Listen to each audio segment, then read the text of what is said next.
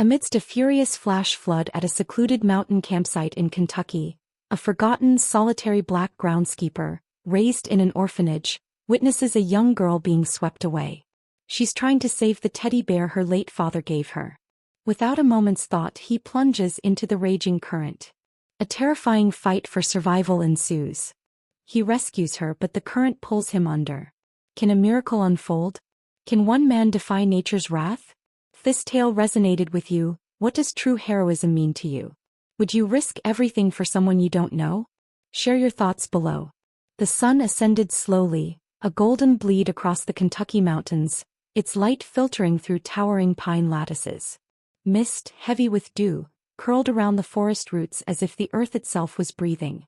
Nearby, a river snaked through rocks, its surface serene, disturbed only by a trout's leap or a skipping stone.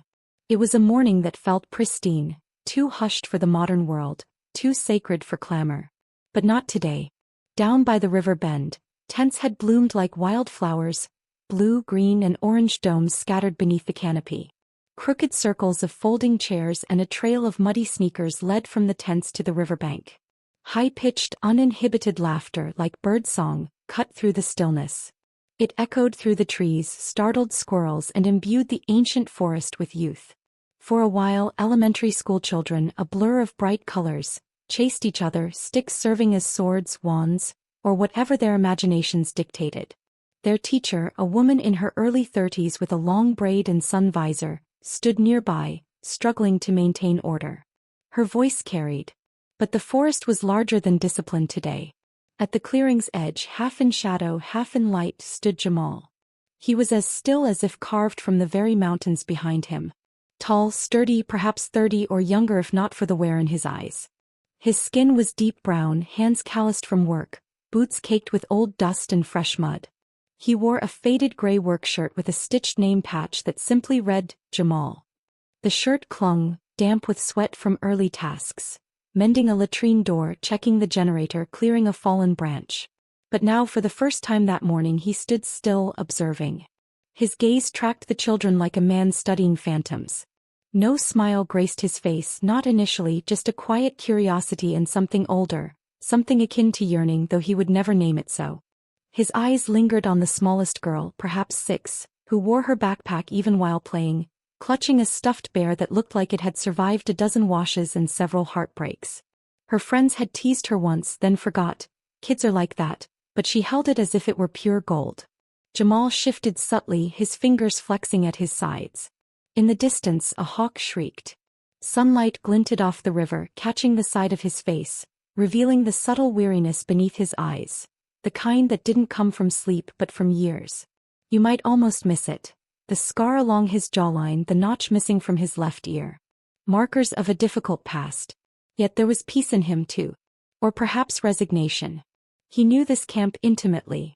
Every tree, every groaning plank of the dock, every root that had tripped a careless foot. He'd worked here for 5 years. Quiet, unseen labor, always early, always alone.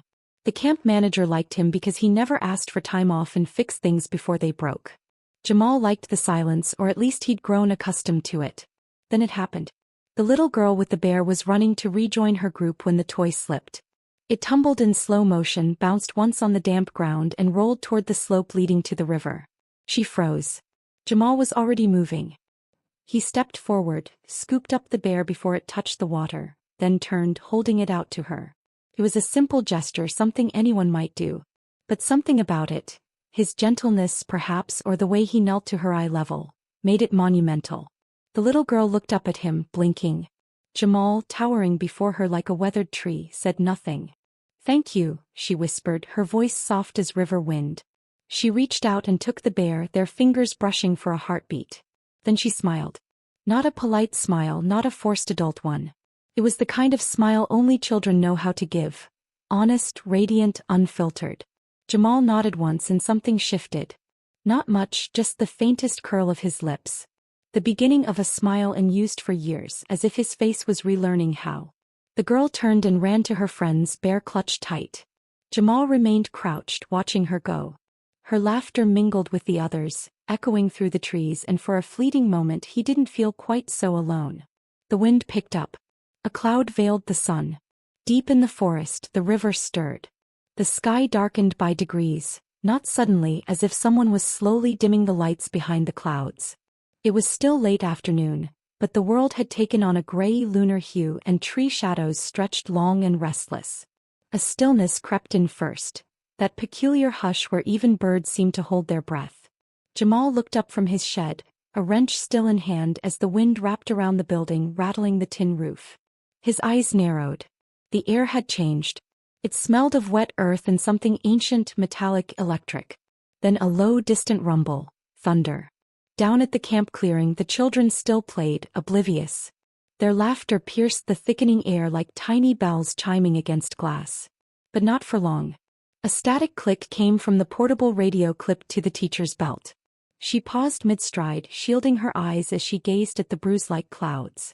The automated voice of local emergency services crackled. Severe weather warning in effect for Bright County and surrounding areas. Flash flooding likely in low-lying regions. All outdoor groups advised to evacuate immediately. He didn't hesitate.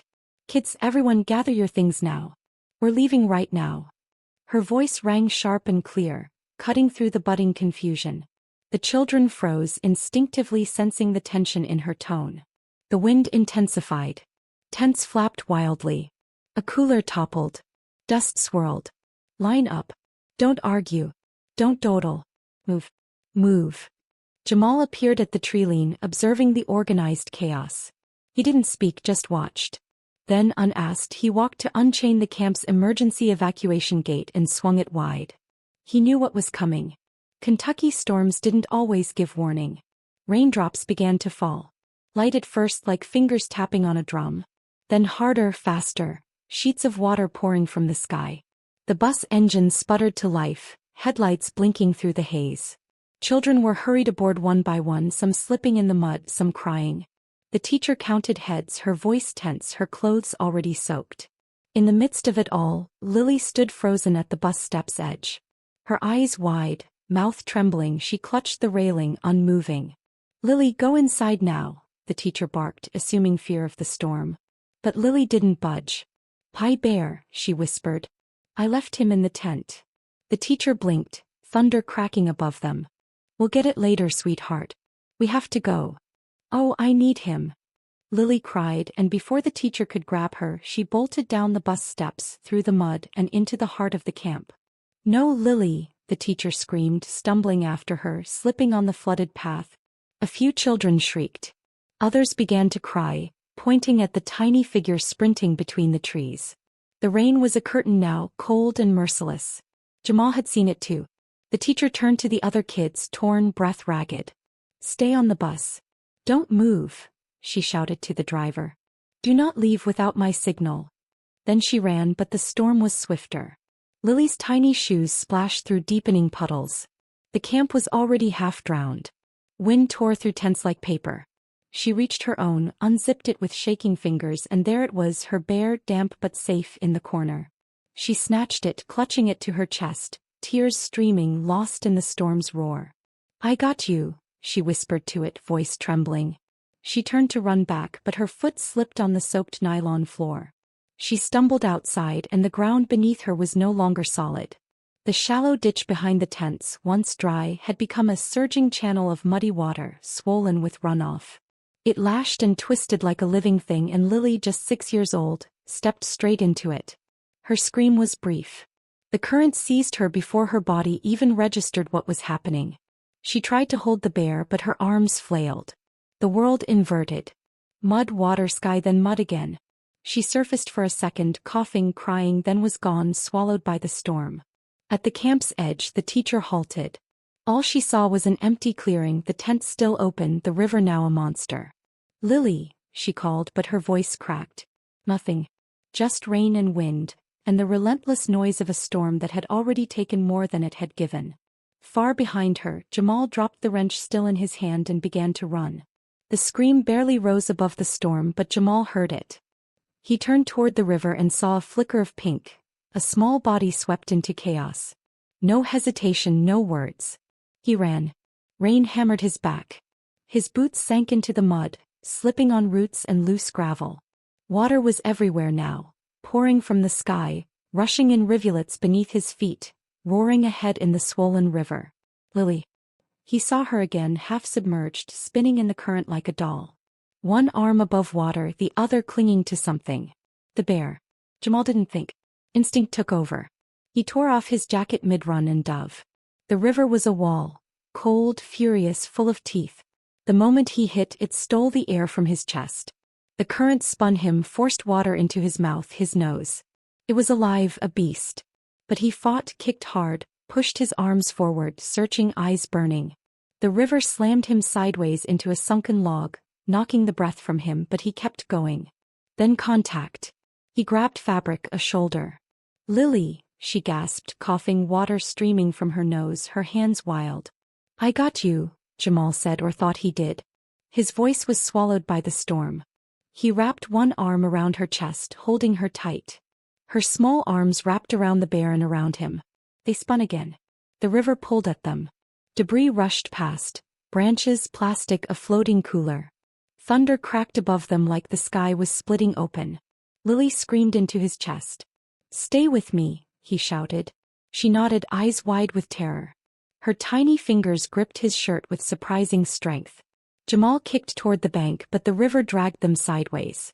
He tried to turn, but his foot caught something underwater, a root or jagged stone, and pain shot up his leg. They were drifting faster now, the current building. The river had left the forest and taken the road. The trees blurred. Rain pounded harder. Suddenly, a flash of rock, a low-hanging branch, a submerged boulder. They slammed into it. Jamal's forearms scraped down the stone, a deep, ripping pain. Blood spilled instantly into the water, hot and sharp. He bit down a cry and used the moment to leverage Lily up higher against his body. I've got you. I've got you, he kept whispering, though his voice was shaking. The girl didn't speak. She just sobbed, her face pressed to his shoulder. The bear was crushed between them. His left arm burned, torn open from elbow to wrist. He couldn't feel 2 fingers anymore. Till he held her. The river bent ahead. And there, through the rain, a chance. A massive downed tree, uprooted and lodged between boulders. One end dipped into the water, the other rested against a rock shelf. Hold on, Jamal breathed. He angled their bodies toward the log, kicking weakly, steering them with the river's fury rather than against it. It worked barely. They collided with the tree and Jamal grabbed on. The bark was slick, the angle bad. He nearly lost his grip, but his right hand, the uninjured one, locked around a notch in the wood. He shifted Lily, bracing her against the trunk's curve. Climb up, he coughed. Come on up. The girl stared at him, soaked to the bone, cheeks pale, but she obeyed. Small hands scrambling for purchase, she crawled, shaking, onto the top of the log. It swayed but didn't roll. Jamal exhaled sharply. Relief, pain, something close to joy. Then his body collapsed forward, arms wrapped around the trunk, legs dangling in the flood. He was still in the water. It was rising again, faster, stronger. Mr. Jamal, Lily whimpered, hugging her bear. Please don't go. I'm here, he managed, though his mouth trembled. Not going anywhere. His head leaned sideways, resting on the wood. He couldn't feel his legs anymore. His arms were numb. Every breath felt like it cost something. But she was safe. It was the only thing that mattered. She looked down at him, tears mixing with the rain, her lips blue, body shaking. What's your name? She asked, voice barely a whisper. Jamal, he said, almost too soft to hear. My name's Lily, he smiled. A tired, crooked smile. Pretty name. The rain didn't let up. Thunder echoed like distant drums. The log groaned beneath their weight, but it held. Jamal shifted slightly, pain shooting through his back, but stayed locked around the trunk. He knew that if he let go even for a second he might be lost, swept away. But still he held on to the log, to her, to the moment. The river roared around them. Minutes passed, or hours. He didn't know. Time blurred into rain and pain and the faint sound of a little girl crying above him. But she was alive. She was alive. And that was enough. The sound came like a low hum at first, swallowed by wind and water. Then it grew, deep, rhythmic, unnatural. Thump, thump, thump. A sound not of the forest but cutting through it. Machine and salvation. The helicopter. Lily looked up, eyes wide. Her tiny frame trembled atop the slick trunk, rain soaking every inch of her. The bear was pressed to her chest, like armor. The sound grew louder, closer. Then light, a wide, swaying beam piercing the gray soup of rain and mist. It swept over the treetops, hovered, and landed squarely on the broken log where Lily sat hunched, her tiny form illuminated in the chaos. Jamal raised his head at the light. The noise, though muffled by exhaustion, triggered something inside him. Hope clawing back through the pain. A crew member leaned from the helicopter door, shouting and motioning. A ladder unraveled, a silver lifeline cutting down through the storm. It stopped just feet above them, swaying wildly in the wind. The current beneath the tree grew angrier, as if sensing the end of its grip. Jamal forced himself upright. Every muscle screamed, his vision blurred, but he knew what he had to do. "Lily," he rasped, barely audible. The girl looked at him, eyes red and terrified. "You need to climb." She hesitated, then shook her head. "You go first." "No," he whispered. "You first." He shifted forward on the log, using his whole body to brace it from tipping. Rain hit his face in sheets. His wounded arm had gone numb. He lifted her. Tiny hands reached for the ladder. One slip, then another. Jamal held her steady, his good arm pushing from beneath. His breath ragged, his face pale. The crew shouted above. Lily reached again, caught a rung. She climbed slow, shaking but up. Jamal watched every movement. The ladder bucked with the wind. One rung, then two. Her foot slipped once, but she held higher. The crew leaned out, one hand stretching, catching her arm. In seconds she was scooped into the helicopter. Cheers erupted inside. But Jamal didn't hear them. He let out a long breath. His body sagged.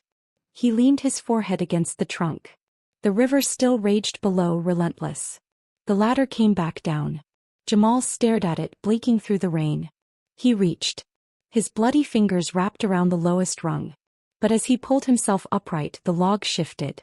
It lurched to one side, loosened from the rock shelf. The sudden motion sent a violent tremor through Jamal's body. He slipped. Boots sliding off the edge. Arms scrambling for purchase. The trunk rolled. He fell. A flash of light. A gasp. Then water. Cold and full and roaring. He plunged deep. The world spun, his arms pinwheeled through blackness. When he surfaced, sputtering, the helicopter was already a blur of motion and light above the trees. The ladder swung uselessly in the wind, rising higher. "Wait," he tried to shout, but it was drowned. The beam swept across the water, searching, but he was too far, too low, the current too fast. Then it was gone. Only darkness now, and rain and river.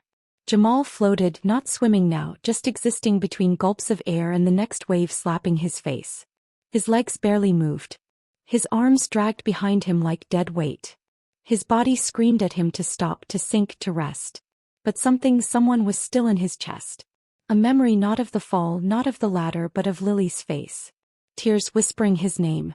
Of her tiny hand clutching his shirt. He had to survive. Somehow the river twisted again, hurling him toward a roadside path now under 2 feet of water. Debris was everywhere. Twisted bikes, broken trash bins, even a red tricycle wedged between 2 fence posts. A broken SUV floated past, its passenger doors gaping open like a mouth. Jamal tried to reach for it, missed. The current spun him sideways again. Then a vine, a thick green tangle of creeper vines, trailed from a pine leaning over the water. It swung just inches from his face as he drifted by. He lunged, fingers closing around it. It held. He pulled himself toward the trunk. The bark scraped his shoulder, but he didn't let go. Inch by inch, his broken body dragged closer. Another vine. He looped it around his waist. Once, twice, then a knot. It wasn't strong. It wasn't neat, but it was tight. Jamal leaned back, letting his weight sag against the rope of nature he had built. The current still tried to pull him, but he was anchored. His chest rose and fell in shallow, desperate breaths. Rain hit his face like needles. His arms dropped limp against his sides. Above him, the world had turned black. Not quite night, not yet dawn. The storm was finally slowing. Its rage now a distant growl. But Jamal couldn't move, couldn't speak. He closed his eyes. Just for a second, time passed. The rain softened to a drizzle. Lightning no longer danced across the sky. In the pale pre-dawn light, his silhouette drifted, half submerged, bound to the vine. Unmoving, his head slumped forward, but his hand, bloodied, trembling, still clutched the vine around his chest. They found him just after sunrise. After hours combing through floodwaters and twisted wreckage, the rescue team spotted a figure, motionless, half-submerged, tangled in vines. Jamal's arms were limp. His head slumped forward, but his hands still gripped the thick creeper wrapped tightly around his waist like it was the last thread holding him to this world. They handled him gently as if touching something sacred. His body was ice-cold, bruised, bloodied, barely breathing but alive. Somehow against all odds he had made it. They rushed him to the county medical center as the last rain faded from the sky. His vital signs were weak.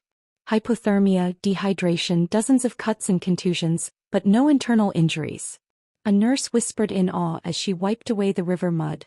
He held on like the world depended on it. 3 days passed. No movement, no voice.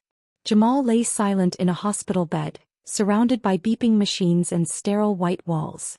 Nurses came and went, checked his pulse, changed his dressings, but he didn't stir. Then on the 4th morning he opened his eyes. The world was quiet, pale with early light.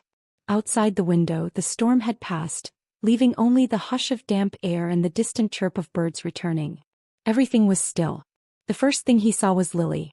She sat beside his bed, hugging her tattered, stuffed bear. Her cheeks were puffy from crying. The moment their eyes met, she gasped. "Mr. Jamal," she whispered, her voice trembling with relief. Before he could even lift a hand, she threw her arms around him, the bear squeezed tight between them. The door burst open. Her teacher followed, along with the entire class. 10 kids standing in stunned silence. Some smiled through tears. Others didn't speak at all, just looked at him like they couldn't believe he was real. Jamal didn't know what to say. His throat was raw, his body still aching, but there was something deeper, something in his chest that trembled not from pain but from feeling. For the first time in years he wasn't alone. This room wasn't just full. It was for him. Lily looked up, then slowly placed the bear into his hands. "You're my hero," she said softly. She didn't say it like a line from a movie. She said it like a promise. Jamal stared at the bear, then back at her. He couldn't speak, so he nodded once gently. That was all she needed. The silence that followed wasn't empty. It was full of gratitude, of relief, of something unspoken that passed between people when words fall short. Her teacher stepped forward. "Thank you, Jamal," she said, voice tight. "You didn't just save her. You gave all of them something they'll carry forever." It didn't take long for the story to spread. In a town as small as theirs, word travels fast. The local paper ran a front-page headline: "Campground Worker Rescues Girl from Flash Flood." No title, no uniform, just a man, just a choice. And that made it all the more powerful. A week later, the school held a small ceremony. The gym was packed. Parents, teachers, students, town officials. Lily stood on stage beside Jamal, her small hand wrapped around his. She hadn't let go since they arrived. The principal stepped to the microphone. "Some people are born to be seen, others choose to remain in the background, but today we know his name and we will not forget it." The applause that followed shook the room. Jamal didn't say a word. He only bowed his head, his eyes misting. In that moment something shifted in him. A crack, a release, a quiet acceptance that maybe, just maybe, he mattered. A month later, back at the campground, a small wooden sign appeared near the riverside. It was nailed to the base of a tall pine tree, right above the bend where it all happened. The lettering was simple but carved with care: "Lily and Jamal's Corner, where courage lives on." Jamal visited often, still silent, still steady. He trimmed branches, cleared paths, checked equipment like always. But now people waved when they saw him. Some stopped to say, "Thank you." Kids pointed him out. "That's him," they'd whisper. "The one who saved the girl." He didn't bask in it. Didn't need to. What mattered wasn't being seen. It was being remembered. He still lived alone, still preferred quiet, but something was different now. There was warmth in his chest, where once there had only been routine, a fullness. He wasn't just a shadow among trees anymore. He was part of someone's story. One evening, as the sun set behind the ridge, casting golden light through the pine needles, Jamal stood quietly beneath the sign. The river flowed gently now, clear and calm. Birds dipped low over the water. The wind stirred the leaves like a lullaby. He stood there a long time, hands in his pockets, eyes soft.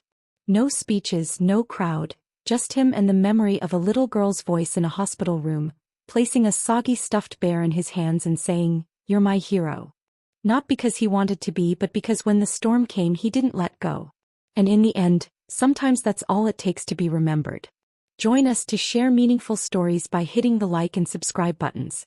Don't forget to turn on the notification bell to start your day with profound lessons and heartfelt empathy.